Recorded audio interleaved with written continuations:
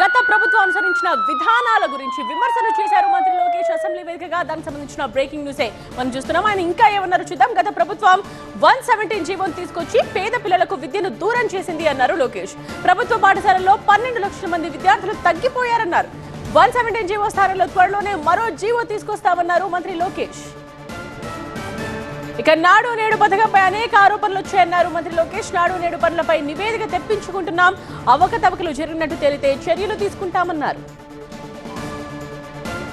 ప్రభుత్వం 117 జీవోని తీసుకొచ్చి ప్రభుత్వ విద్య పిల్లలకి అది నిరుపేద కుటుంబాలకి దూరం చేసిన విషయం మనందరికీ తెలిసిన విషయమే.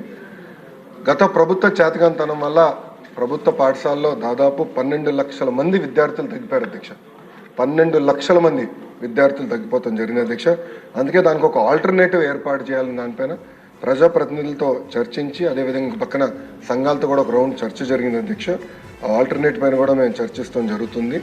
117కి ఆల్టర్నేటివ్ ఏదైతే మేము తీసుకొద్దాం అనుకుంటున్నాం, మన ప్రభుత్వం తీసుకొద్దాం అనుకుంటుందో దానిపైన సుదీర్ఘంగా చర్చించిన తర్వాత అందరూ ఓకే అంటే అదే ఆధారంగా తీసుకుని రేపు టీచర్ ట్రాన్స్ఫర్లు కానీ ఇన్ఫ్రాస్ట్రక్చర్ అదే ఆధారంగా తీసుకుని బిల్డ్ చేయాల్సిన అవసరం ఉంది అధ్యక్ష. ఎందుకంటే గత ప్రభుత్వం నాడు నేడు కార్యక్రమం ద్వారా కొన్ని పాఠశాలల కడతం జరిగింది. అవి ఏమైనాయంటే ప్రభుత్వం ఇది 117 జీవో వల్ల ఆ పాఠశాలలు మూతపడింది అధ్యక్ష.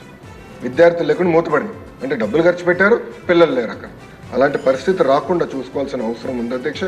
అంతేకాకుండా అధ్యక్ష నాడు నేడు పైన కూడా గతంలో అనేక ఆరోపణలు వచ్చినాయి, నాణ్యత లేదని కూడా వచ్చింది అధ్యక్ష. దానిపైన కూడా గౌరవ సభ్యులు ఇప్పుడు కోరారు, యాక్షన్ తీసుకోమన్నారు. తప్పనిసరిగా నేను నివేదిక తెప్పించుకుంటాను. దాని తర్వాత గౌరవ సభ్యులతో చర్చించిన తర్వాత నిర్ణయం తీసుకుంటాను అధ్యక్ష.